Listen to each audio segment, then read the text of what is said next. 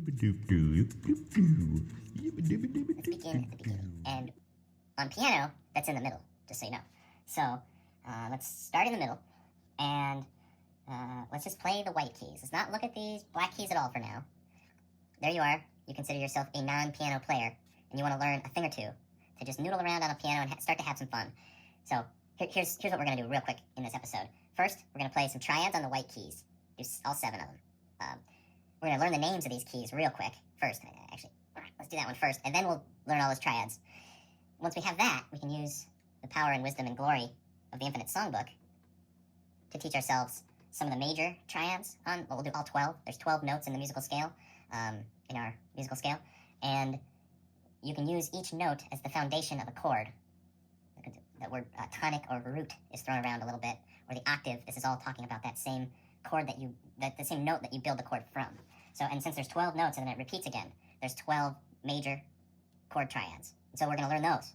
And then once we learn those, we can learn the very slight changes we have to make those into minor chord triads. Then you'll have all 12 minor chord triads. And then you play the major chord triad and then a whole nother note, the 7th tone of the chord. It's actually the flattened 7 in the ionic mode, but in the mixolydian mode, it's the 7. So I just like to say we're in the mixo mode for those, and it's the 7.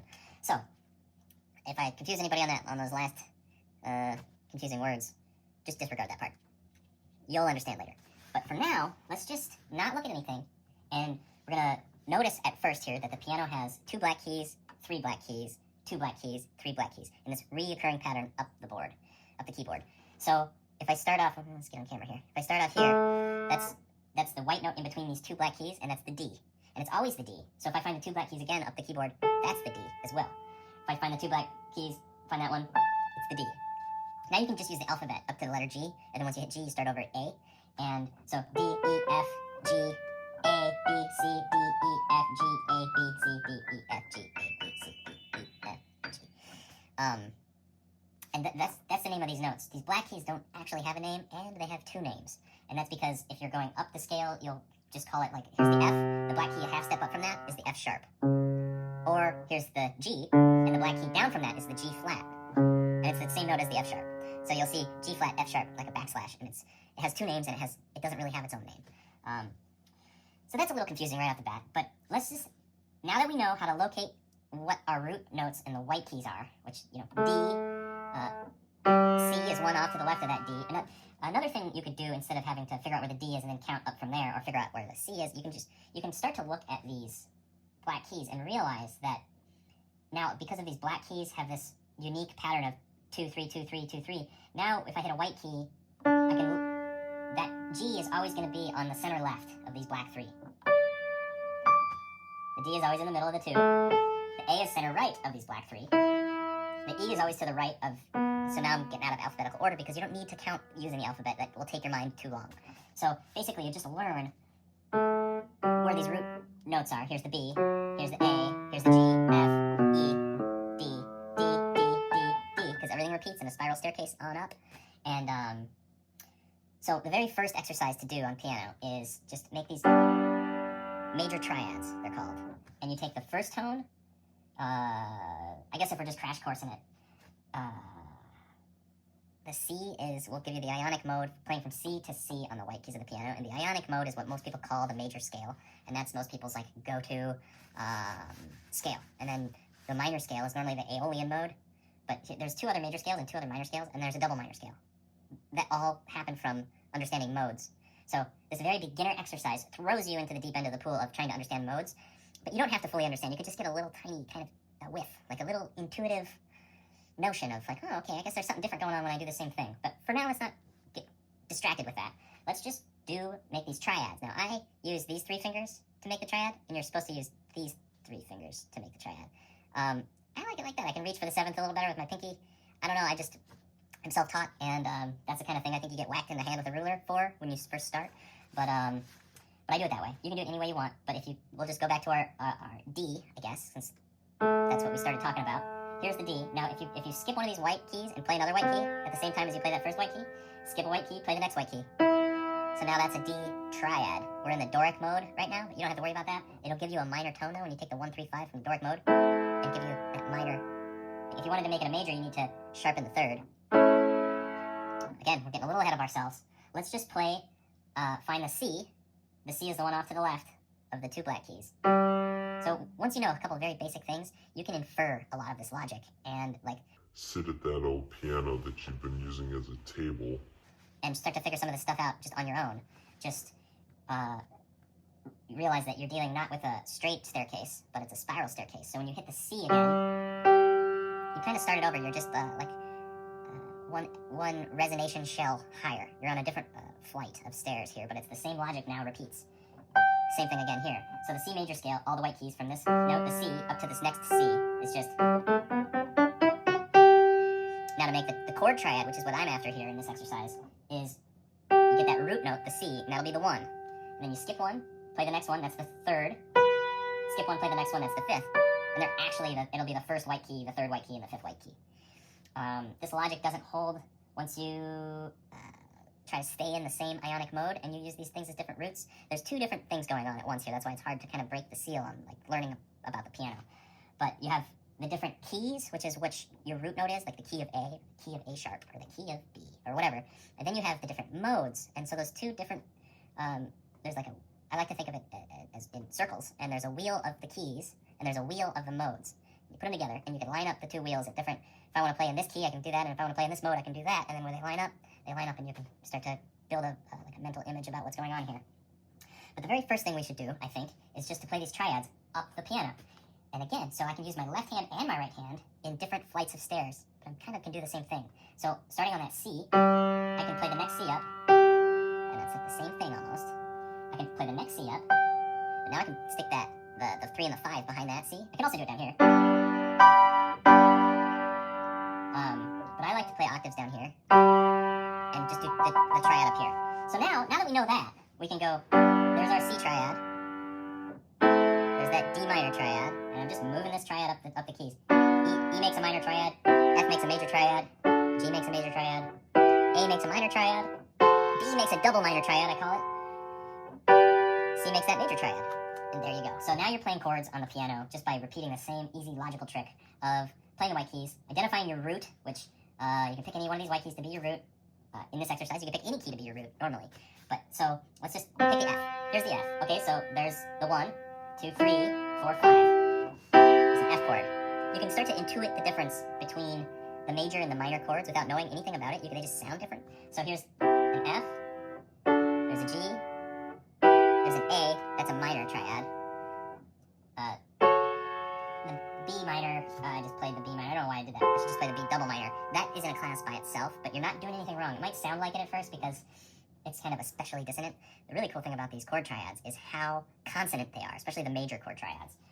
Amazingly consonant. If we get into harmonic theory, the divisions of a string, you take one string and pluck it, you get whatever note that string is to whatever tightness and gauge that wire is, you'll get a note. But if and then you take half that string, pluck it again, you'll get the same note an octave higher. Say the string is a D. You pluck it, you get that note. You cut it in two. Now both halves will give you that D, twice as high, because you cut the string in half. If you cut the string into thirds, this is where it gets a little tricky. You get an octave in the 5th. If you cut the string into 4ths, you get that next octave. If you cut the string into 5ths, you get that 3rd. Major 3rd. Yeah, I should have done it in a different, like a C, in one that gives you a major triad when you just stick to the white keys. Like if I do that same thing in C, cut the string in half, you get the octave, cut the string in half again, into thirds I mean, you get this 5th, cut the string into quarters, you get that octave from each quarter, cut the string again, cut the string again, you get that, the major 3rd. So now you have octave, octave, 5th, octave, or root, you can call it tonic, because when you say octave, you're talking generally like relative to the tonic. The octave is just playing the tonic again. You can do it octaves higher or octaves lower. Octave 8, there's 7 tones in the scale, so when you get to that 8th tone, you're just returning to the root, kind of. The root is actually, I'm kind of bad at this musical language because I think of it in my own kind of terms, but, yeah, so, I was explaining harmonics. And the harmonic sequence is just like 1 divided by 2, 1 divided by 3, 1 divided by 4, 5, 6, 7, 8, 9, 10, 11, off into infinity. And that's the harmonic sequence. And I think you get the number gamma if you work backwards from it, and you can derive, there's a constant, I think it's like 5.8 something, is the number that you get when you push them back onto each other. Now I'm getting past my own knowledge of it, but there's always more to learn about all this stuff. But anyway, the harmonic sequence, those first 5 string divisions, cut the string in half, cut the string into thirds, cut the string into fourths, cut the string into fifths, that gives you this chord. It's just spread out over octaves. But those are the first 5 string divisions. So if you take those notes, because we can compress everything down into one flight of stairs instead of playing them on all these different flights of stairs, now when you do that, they all compress into that. And that's the major triad. That's why it sounds so nice. It's the first 5 string divisions. They're all very harmonic, mathematically congruent with one another. There's not much conflict. Now in this minor, in the minor triad, to get that minor third instead of the major third, I think it's like the 13th string division or something like that, but it shows up eventually as you divide these strings into smaller. It's way up the board too, because you're traveling up octaves as you divide these strings shorter and shorter. But that was kind of a little too much for you beginners right now. All we want to do is jam on the piano that we've been treating like a table. So there's my C. Now we know about the triad, right? The 1, 3, 5. There's my C major triad. Now, if I change my root to the D, I can just move everything up to that D. Now I'm playing a triad. That's a minor triad for the D because we're in the Doric mode now, which the plot thickens a little. It's not like we're staying in the Ionic mode as we move up. If we wanted to, we could, but then we kind of need to apply some more knowledge. We're actually going to use the Infinite Songbook to help us do that in a second. But for now, we're just doing white keys. We're just going to try to have fun with white keys. So, knowing that everything... Okay, so then it's Taoistically balanced, like yin-yang. There are 3 major modes and 3 minor modes, and when we stick to the white keys and we use different roots going through them, we flop through all the different modes, because basically we're spinning both the wheels that I was talking about earlier totally together. So when you think about what your new tonic is, say if I go from a C to a D, now my tonic's D and all my octaves are going to be a D instead of a C. Now I'm in the Doric mode because I didn't leave the dial in the center there and spin that one. I spun them both together. So yes. So here we go with some D. This is all just using stuff I'm just octaves, bouncing Ds with my left hand, playing a... And 3 of these naturally give me a minor. It's the D, the E, and the A go together and give me these minor scales. So, starting on a D, I'm going to move to an E, move to an A, and then to D, E, A. They kind of fit all with each other because they're minor. Now it's good that you can blend majors and minors, and that makes it even more dynamic. But you have, just sticking with that simple white key triad thing I just showed everybody, D, E, A. Now, same thing goes for these for the major triads.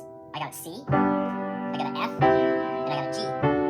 And those are like the 3 major triads that all kind of go together. And then this B, that's the double minor. That's like the outlier, the weirdo. Because there's 7 modes and it remains balanced. So there has to be that oddball that isn't a major or a minor. I call it the double minor. A lot of people call it like the diminished chord. It's because you're diminishing, you're flattening the 5th down to the down a half step. So that's what the white keys when you start on a B gives you. That weird diminished chord. But so now knowing that, now I'm just sticking to the white keys. Now we can play a little song. We can go like...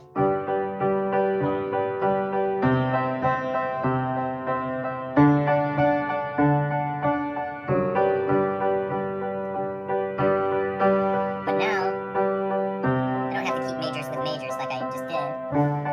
It actually makes it more interesting when you start mixing in that minor D, major G, minor D. Same shapes and everything, just different roots that I'm starting on.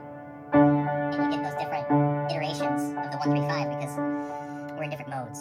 If you want to learn more about this in a less rambling kind of a way, I made this video for the Infinites. Firstly, I weave this concept into this card game I made. And this card game is an amazing tool. And I'm not just saying that because I made it, did all the art for it, conceptualized it, since it's my baby. But it's like my baby that's my teacher. So it's like developed an AI or something that's smarter than me. That's what this is. This is the musical guru that will... So there's the spiral staircase. There's that shape I was talking about that is all the different musical modes. There's the major triad. There's the minor triad. So when you start thinking about this in circles and polygons, then it all makes sense. Sorry to you Christians out there how satanic it looks. But it's not. It's just what music theory really looks like. So now, using that idea here's a card, my F major chord. This game shows you how to play it on 5 different instruments. It shows that spiral staircase I was talking about. It's got the entire F major scale there, the ionic mode of F, and there's 3 major scales, but when this corner of that shape I was just talking about is turned to underneath the 1 position as well as the F, now it gives us a major triad, and it'll also tell us what notes to hit. And on a piano, I'm going to hit what is that there? It's an A sharp or a B flat, and the rest are white keys, but I'll hit that one different key, and that'll keep me in F major. So, starting on F, there's your F major scale.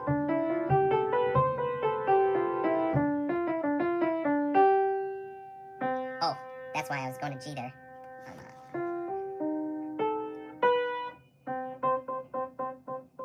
Okay, so, trying to tell people to buy this thing and use it to become a musician. If you don't think you are, you probably are. You probably just need to start thinking in circles a little more. And you go, oh, well, that's not that hard. It's actually quite fun.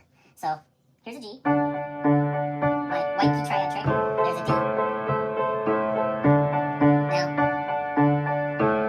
maybe you want to do this because, and you can jump them around. You don't need to know what their names are. You just have to, location here. Okay, so I gotta find that root and line it up with whatever other. So now my root's in A, okay. So A,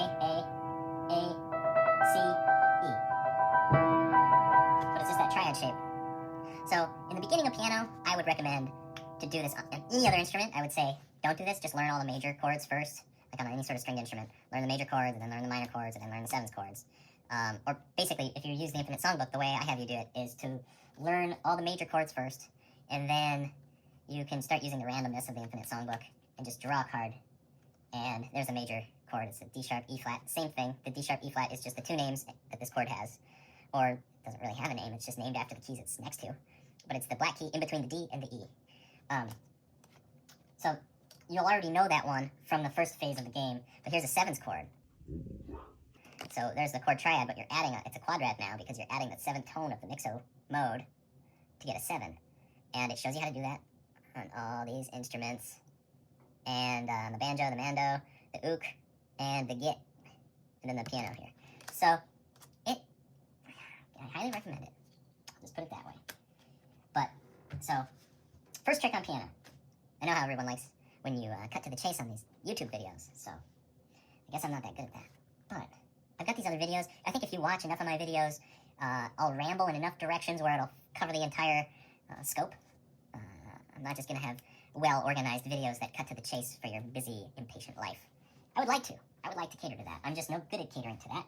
I do what I do, which is ramble. But, okay, C, this is my root, so I'm thinking we're in the key C.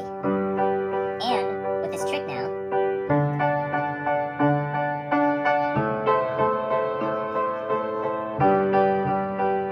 easy peasy. Now if I want to play around and scale around and solo around, I'm still just on all these white keys.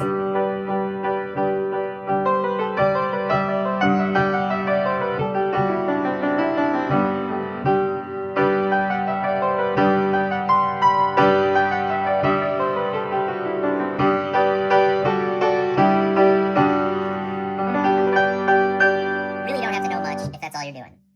That's all I'm doing right there. I was just in the key of C, jamming around on the white keys. C, C, C, C, C. And I can play octaves. Octaves are always friendly. But all these white keys turn out to be friendly in the ionic mode of C. Same thing goes in the Doric mode of D. It's a minor mode. But now I can still play all the white keys.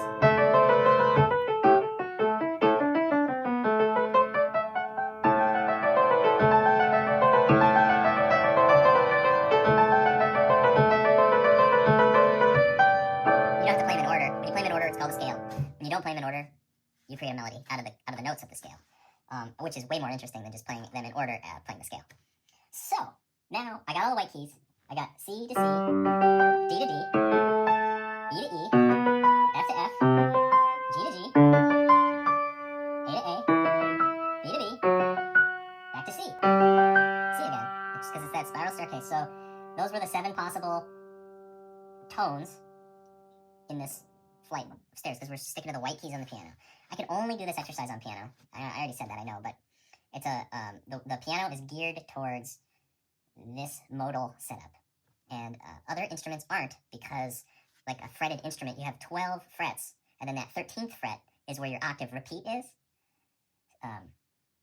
So, and each fret, it's not like there are some black and colored frets and white colored frets. You could do that if you wanted to, but the problem with that is then now it's kind of stuck in that C ionic mode. It's not, but you'll be playing, if you wanted to leave the mode but still keep C as your root, now you're gonna have to not just play all the white notes.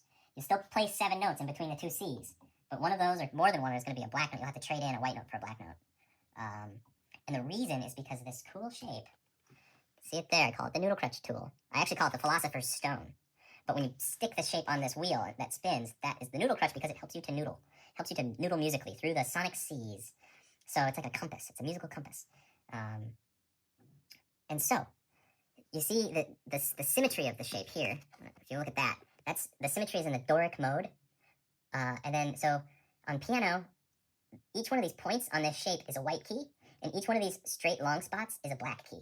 And so if I align that into Doric mode, there's the top center of that, is that D, and then the 2 spaces you don't hit next to that center are these 2 black keys, and then those are those 2 corners. So the ionic mode is when you start on this corner, you put that corner to the 1, and you see here, it's already turned sideways like that. And now we're in the ionic mode, whereas before, if that's on the 1, we're in the Doric mode. Ionic mode? I think I'm moving this backwards because of the camera and stuff. But so just depending on which corner of the shape you decide to start on, and then which key you decide to start on, gives you all these different modes and all their expressions.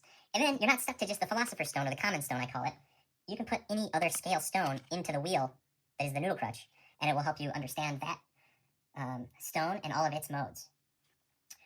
I bend language here because normally you use the word scale for that, but when you think in terms of circles, polygons, now they're stones, and each corner is a different mode of that stone. And so the 7 modes that we're used to are just the corners on this stone, the philosopher's stone, or the common stone, because it's what is in common musical use. And the piano is built with this stone turned to, maybe if I'll just find the key, find the card. So all of these cards.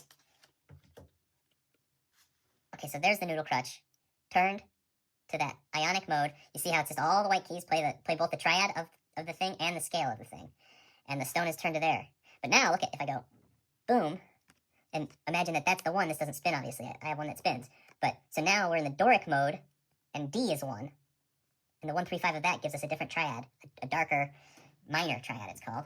And you could start on that corner, the Phrygian corner of the E, or you could start on that corner, the Lydian corner of the F, or you could start on that corner, the Mixolydian of the G, or you could start it on, where am I? That corner, the Aeolian corner of the A, or that corner, the Locrian corner of the B. And those are just all that stuff I was talking about, the white keys on the piano. It's just exactly what I just showed you there. It's way less confusing than I'm making it sound, especially if you were to purchase a copy of the Infinite Songbook and give yourself time to sit with it. I have a video instructions on the Infinite Songbook on my YouTube channel, which I highly recommend. I did some animations, and I talk about it much more concisely and less rambly than I am right now. But and the whole circle of fifths thing, it just ran a smokescreen for this circle thinking of music in circles, because if ever you bring up the notion of music in a circle, people are like, oh yeah, circle of fifths, that's great.